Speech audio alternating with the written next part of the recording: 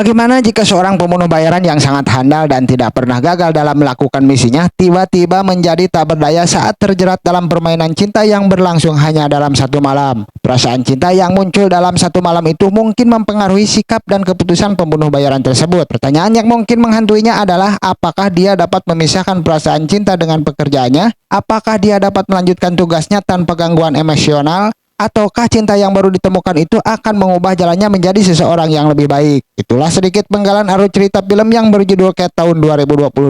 Tanpa banyak kinclong di awal, yuk langsung aja ke ceritanya.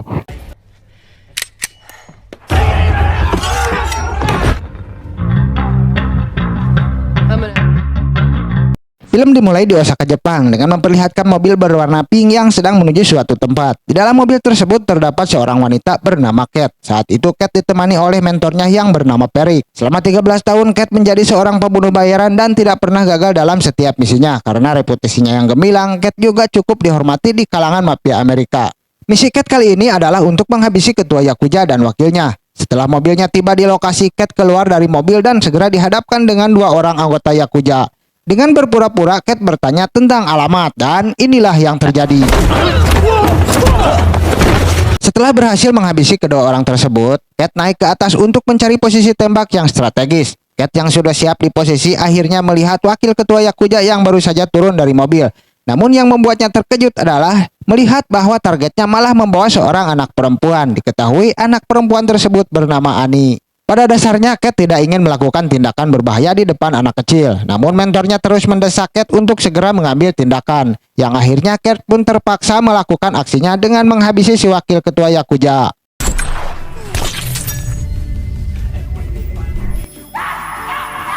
Sementara itu, di mobil yang berada di sebelahnya, sang ketua Yakuza hanya bisa meratapi kematian wakilnya, yang ternyata wakil tersebut adalah adik kandungnya sendiri.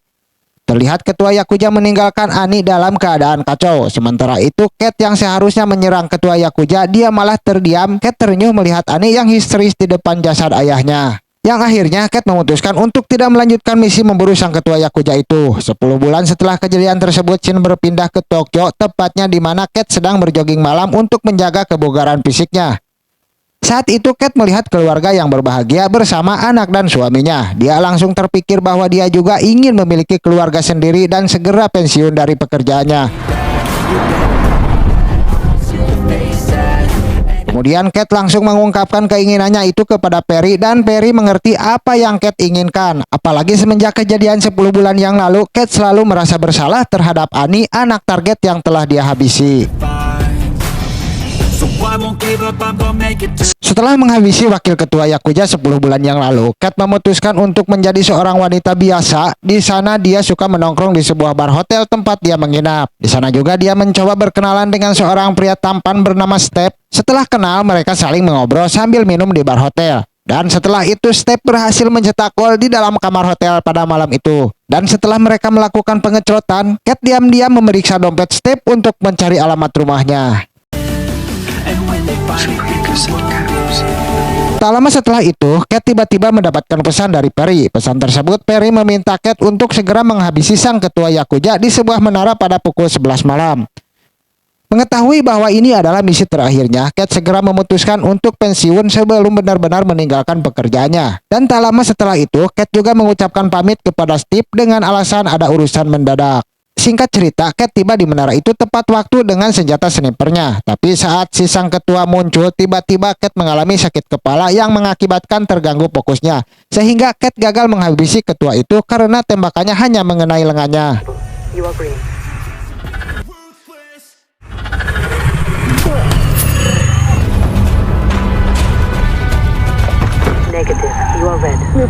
Cat pun berlari dengan mencoba menembak sekali lagi, tapi sakit kepala yang semakin parah membuat tembakannya meleset lagi. Akhirnya Cat turun dan mencari sebuah mobil untuk melarikan diri. Sayangnya cahaya lampu mobil tersebut membuat sakit kepala Cat semakin parah.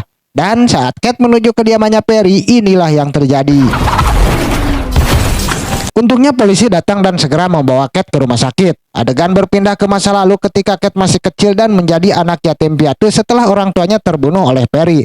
Dan Perry lah yang menemukan Cat dan mendidiknya menjadi seorang asasin hingga kemampuannya sehebat sekarang. kembali ke masa kini dan Kate akhirnya sadar dari pingsannya. Kemudian dokter yang merawatnya mengatakan kalau Kate telah keracunan zat kimia bernama polonium, yang mana hal itu akan merusak kulit serta organ-organ penting Kate di dalam tubuhnya. Kate juga bertanya apakah dia bisa disembuhkan, dan dokter menjawab bahwa kemungkinan itu sangat kecil. Bahkan dokter memperkirakan bahwa Kate hanya akan bertahan hidup selama 24 jam. Saat itu Kate sadar dan dia menyadari bahwa orang yang telah meracuninya adalah Steve, seorang cinta satu malam yang sebelumnya memberikan minuman kepadanya, yang kemungkinan minuman itu telah dicampuri dengan polonium. Kate yang masih ingat alamat rumah Steve segera berencana untuk mendatanginya. Dengan diam-diam Kate melarikan diri dari tempat tersebut dan berhasil mencuri sebuah pistol yang dibawa oleh seorang polisi. Kemudian Kate memaksa dokter untuk memberikan obat pereda nyeri agar dia dapat bertahan selama 24 jam.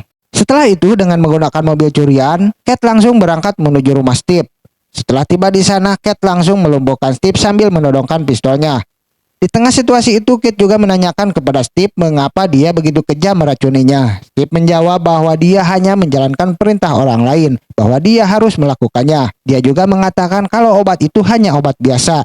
Steve sama sekali tidak tahu kalau itu adalah racun. Istri Steve juga ikut bicara kalau orang yang menyuruh Steve adalah salah satu tangan kanan ketua Yakuza yang bernama Sato. Which clan? Kijima. Selama ini Steve dan istrinya dikuasai oleh Sato. Namun setelah melakukan hal tersebut, Steve dan istrinya memohon kepada Sato untuk tidak menghabisi mereka. Kate merasa bahwa hal itu bukanlah kesalahan mereka. Akhirnya Kate memutuskan untuk melepaskan mereka.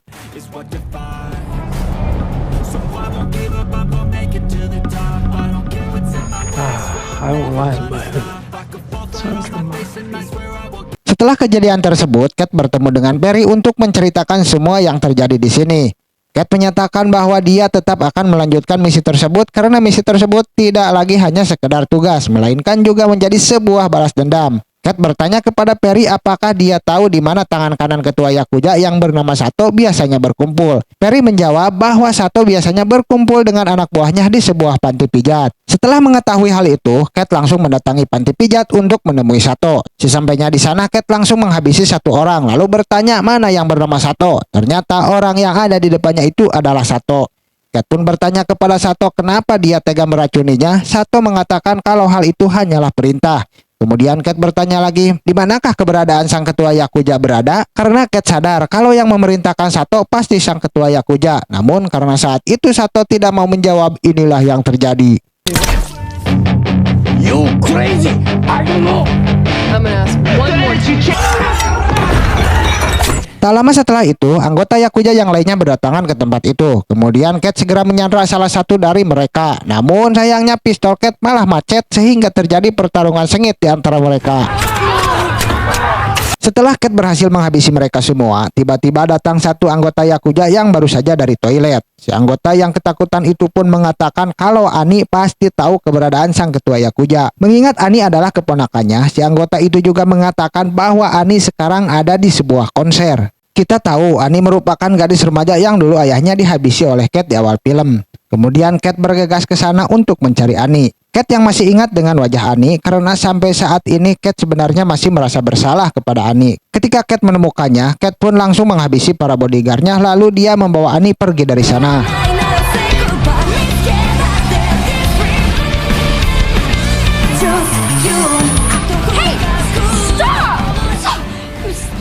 Bertanya mengenai di manakah keberadaan sang ketua Yakuza, Ani menjawab bahwa dia tidak tahu dan biasanya orang yang mengetahuinya adalah penasihat utama sang ketua Yakuza yang bernama Renji, dan ini orangnya.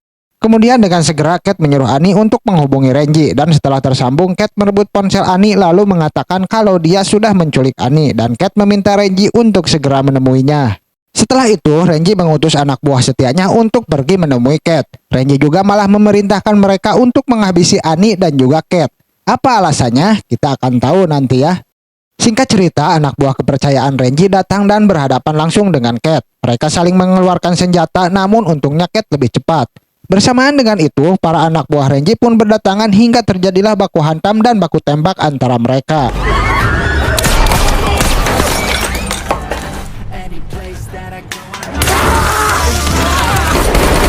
Di tempat lain, Ani yang sudah disekap oleh Kate di dalam toilet, dia terus berusaha melepaskan diri sedangkan Kate yang merasa kalah jumlah, Kate pun akhirnya memutuskan untuk kabur dari tempat itu.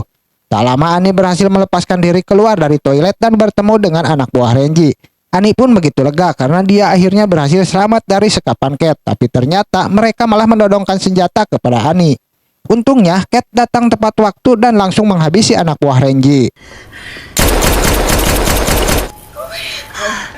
Tak lama kemudian Cat kabur dari tempat itu, tapi Ani terus mengikutinya. Cat sempat menyuruh Ani untuk pergi dari sana, namun saat itu Ani tetap ingin ikut bersama Cat. Karena merasa sudah aman, Cat dan Ani pun duduk bersama untuk beristirahat. Di sini Ani mengatakan kalau dia tahu Cat ingin menghabisi sang ketua Yakuza. Walaupun Ani keponakannya, namun dia sudah tidak peduli karena semenjak kematian ayahnya dulu, sang ketua Yakuza tidak lagi memperhatikannya. Where should we just cover? It's this fucking cool penthouse, probably with this Aijin. I have to get to him before he knows. Saat ini Ani sendiri belum tahu kalau orang yang telah menghabisi ayahnya itu adalah Cat. Kemudian Ani menjelaskan kepada Cat sebelum menemukan sang ketua Yakuza, mereka harus terlebih dahulu menemui si Renji. Dan Ani bersedia membawa Cat ke tempat Renji saat itu. Saat itu Ani terus menanyakan Renji di mana berada, tapi tangan kanan Renji itu tentu tidak mau menjawabnya. Namun tiba-tiba Cat muncul sambil menodongkan senjata, tapi tangan kanan Renji itu berhasil menjatuhkan pistol Cat dan lagi-lagi terjadilah baku hantam.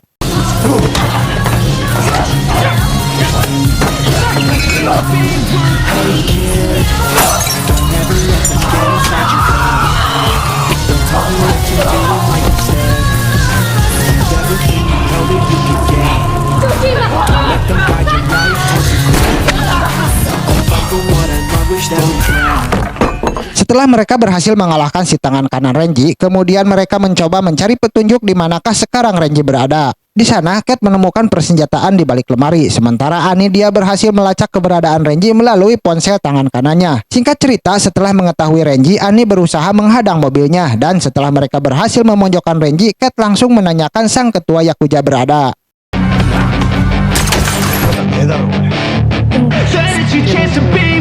Di sini Cat berjanji kalau saja Renji mau mengatakan di mana ketua berada, Cat tidak akan menghabisinya. Mendengar itu, Renji hanya mengatakan bahwa sang ketua akan pergi ke tempat keluarganya. Untungnya, Ani tahu tempat keluarga yang dimaksud. Dan sebelum mereka pergi, mereka menyempatkan diri untuk menghajar Renji sampai tak sadarkan diri. Ketika hendak menuju ke sana, Cat menghubungi Perry terlebih dahulu untuk memberitahu lokasi sang ketua Yakuza berada. Yang nantinya, Cat ingin dijemput oleh Perry saat dia sudah menghabisi sang ketua Yakuza. Karena Cat merasa hidupnya hanya akan bertahan beberapa jam lagi, sesampainya di sana sebelum masuk ke dalam, Cat meminta Ani untuk segera pergi dari sana. Karena Ani masih muda dan masih bisa hidup normal seperti anak-anak remaja seusianya. Yang intinya, Ani bisa belajar untuk menjadi manusia yang lebih baik dan berguna bagi keluarganya. I'll finish this. I go where you go. Because you're... Ketika Cat akan masuk, tiba-tiba tubuhnya melemah sehingga Cat harus kembali menyuntikkan obat anti nyerinya. Setelah itu akhirnya Cat bertemu dengan sang ketua Yakuza. Di sini Cat bertanya apakah sang ketua Yakuza masih menyimpan dendam kepada Cat atas kematian adiknya dulu. Sang ketua Yakuza mengatakan bahwa dia sudah lama mengikhlaskan adiknya, apalagi dia tahu Cat hanya diperalat oleh orang lain.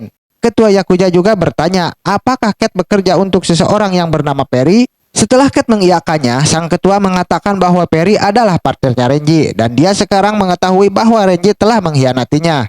Sang ketua juga mengatakan kalau dia tidak pernah menyuruh anak buahnya untuk meracuni Cat dan yang sebenarnya itu adalah ulah dari Renji atas seizin Perry. Di sini sang ketua menyuruh Cat untuk segera menghabisinya saja karena dia menganggap kalau Renji sudah menang. Sedangkan di luar rumah, Ani yang masih belum pergi, tiba-tiba dia didatangi oleh Perry yang memberitahu Ani bahwa orang yang telah menghabisi ayahnya itu adalah Cat. Perry juga berencana akan mendidik Ani menjadi seorang pembunuh bayaran di masa mendatang seperti yang dilakukan pada Cat dulu. Beberapa saat setelah itu, tiba-tiba terdengar suara tembakan yang artinya Cat sudah menghabisi sang ketua Yakuza. Tak lama Cat pun keluar dan bertemu dengan Perry dan juga Ani. Kemudian Cat meminta Ani untuk tenang dan dia juga melarang Ani untuk ikut bersama Perry. Namun Ani yang kini sudah dikuasai amarah karena hasutan Perry, dengan tega dia menembak Cat hingga tak sadarkan diri.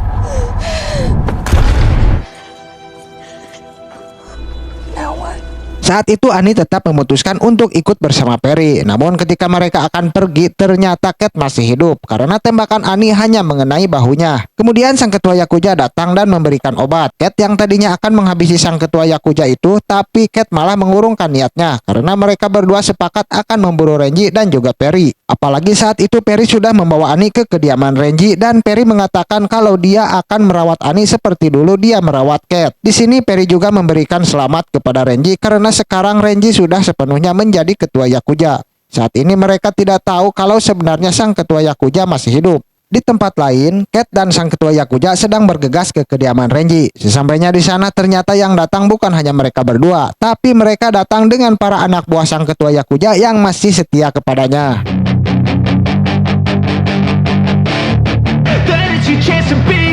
Hey kid, don't ever let them. Tak lama mereka pun segera mengacak-ngacak markas Renji dan menghabisi semua pengkhianat yang berpihak kepada Renji, termasuk para anak buah Perry.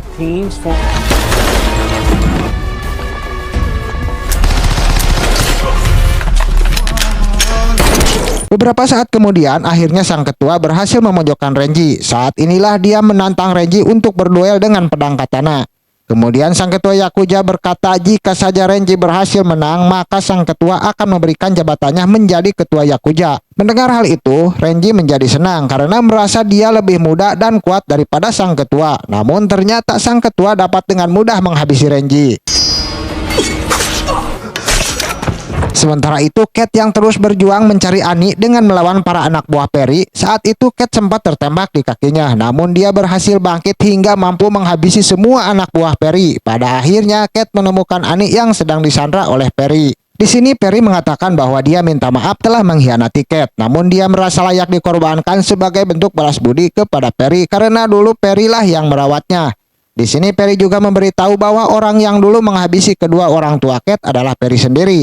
Kemudian mereka saling beradu tembak dengan cepat dan Perry tewas di tempat. Honey, I'm sorry. I'd give anything to take it back. I'd take it. Sementara itu Cat hanya terkena tembakan di bagian samping perutnya. Setelah itu Annie membawa Cat berjalan keluar, tapi Cat yang merasa tidak akan bisa bertahan, dia pun meminta Annie membaringkannya. Di sini Cat meminta maaf karena dulu telah menghabisi ayahnya Annie. Kemudian Annie pun memaafkannya karena Annie tahu kalau Cat hanya diperalat oleh orang lain. Sebelum mati, Cat mengatakan kalau sang ketua sudah berjanji kepada Cat akan merawat Annie dan mengurus Annie dengan baik. Tamat. Pesan yang mungkin dapat kita ambil dari film ini adalah pentingnya tidak menjadi assassin atau alat dalam tangan orang lain.